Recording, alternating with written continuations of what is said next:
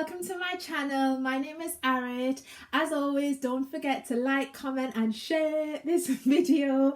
I'm guessing you press play because you are ready to make change.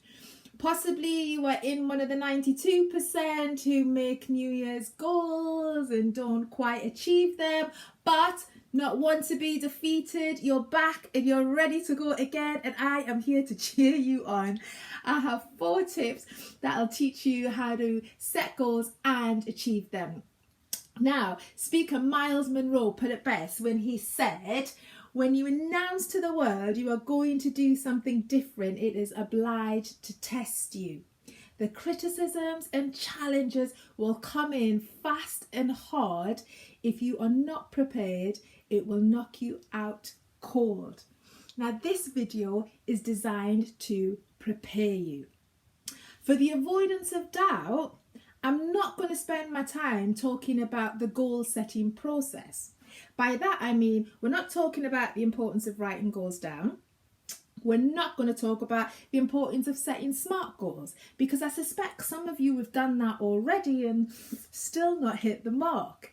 Instead, to get you into the 8% of people who achieve their goals, I'm going to take you on a backstage tour of what goes into the goal setting process, what you need to have thought through before you start setting those goals. Does that sound all right? Good, let's get into it. So the first thing is, not everyone is going to support you. Sounds harsh, but it's true. And we've been there before. You finally get motivated to make a change, to lose the weight, write the book, change jobs, go on that holiday, give up your day job. And you've written your goals down because the blog has said you've got to write them down. You might even have a vision board, and then you start telling people because you want to be held accountable, right? And instead of getting woohoo, go for it, we're right behind you, you get concern and you get questions of doubt, such as, how are you going to pay for that? Who do you know that's able to help you? Who's going to look after the kids? How long will the savings last? What happens if you fail? Haven't you tried that before? And it's not long before your little bit of confidence starts to dissolve, your motivation starts to wane, and that wave of doubt just kind of sweeps your goals off the table into the sea of dreams, and you are back to square one, wishing things would change. A lot of the time we give up on our goals because what other people think of our goals. But real talk, what other people think of you and what you're trying, and the goals you're trying to achieve, is none of your business. Yes, you might hear the doubts, you might have to think about the questions, but don't plant those doubts like seeds and water them in the confines of your mind. Set your goals with the complete understanding that your friends and family might not back you. And you know what? That's okay, because the only backing you need is the one you give yourself. Not everyone's going to support you. Number 2, take the limits off your beliefs. Now, some of us, and I'm including myself in this, have got some goals on repeat, time after time after time again. How committed are we to actually achieving that goal? Seriously, what are we saying to ourselves about the ability to achieve that goal? Why do we want to achieve that goal? You see, your actions follow your thoughts. So if you go into something knowing or doubting, even just a teeny bit, that you're not going to be able to achieve it, and possibly because you've tried and you failed many times before, then the chances are you're going to try and you're going to fail again. So before you set that goal on repeat again, I want you to do a little exercise with me, and I am actually giving you permission to press pause right now to go and get a piece of paper and a pen. Because what I want you to do, there's 3 parts to this exercise. I had like 5 fingers, but there's 3 parts to this exercise. And the first part, I want you to write on the top of the paper the reason or reasons why I have not achieved my goal 2, and then insert the goal is because of. And then I just want you to write whatever comes into your mind. Don't worry about English, your punctuation, your grammar, sentence structure. Forget all that. No one's marking what you're writing. And take as long as you want. Just get it all out there. Because once it's all out there, you will be able to see themes of limiting beliefs and excuses that you need to start counteracting. So once you've got it out, I want you to then select empowering beliefs for each of those limiting beliefs. So say, for example, that you see there's a lack of confidence going on, and that might be displayed in, oh, I've tried this before, or oh, no one's able to help me, no one's going to buy into my ideas, there's too many people doing this, there's nothing different about what I'm doing, all those kind of things. Then that indicates a lack of confidence. So your new empowering belief could be, I am more than enough. What you might see in your narrative is, oh, no one's going to be able to help me do this. I don't know anyone who does this. I'm going to need this amount of finance. So those kind of things tend to be excuses. I'm keeping it real. They're excuses, yeah? One of your empowering beliefs could be, I have all I need now to get started.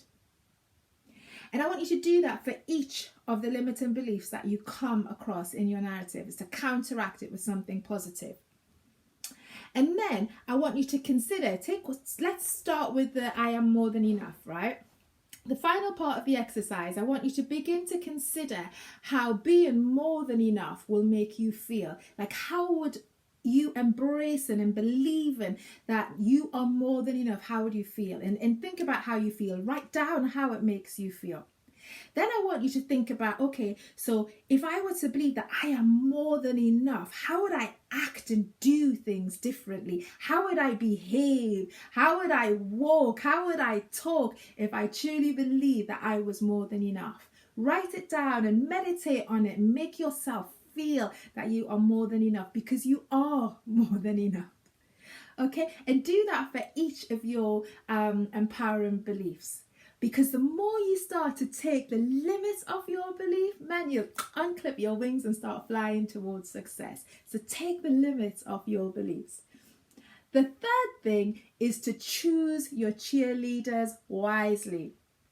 Now, posting your goals on social media as a means to feel accountable is good, but there are better ways of doing it. You know, it's important to have cheerleaders, right? When we're trying to make change, we need someone to kind of keep pushing us and moving forward. Because as I said earlier, not all your friends and family are going to have your back. But you need to share your goals with a selected few. You know, my mum used to say, whoever has your ear has your life. In simple terms, whoever you listen to on a regular basis, you become like.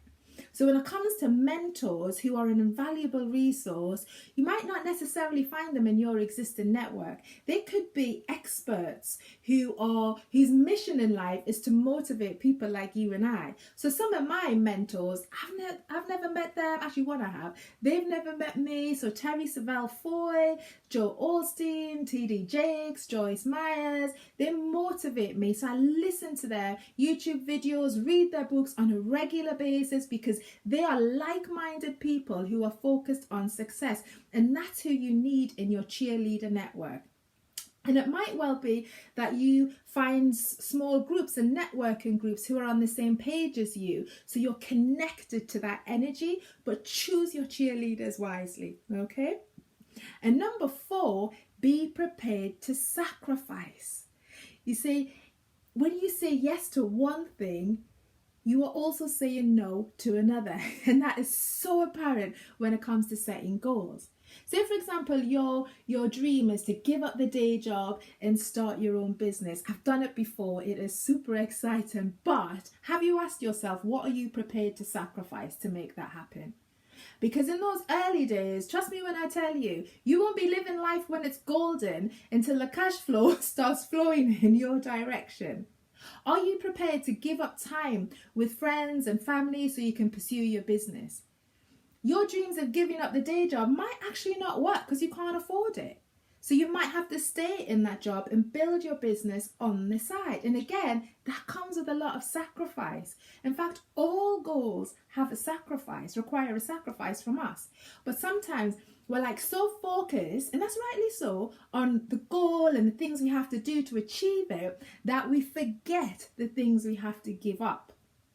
And often there's a push and a pull between where we want to go and what we have to give up to get there. And sometimes it's the giving up that really hamstrings us.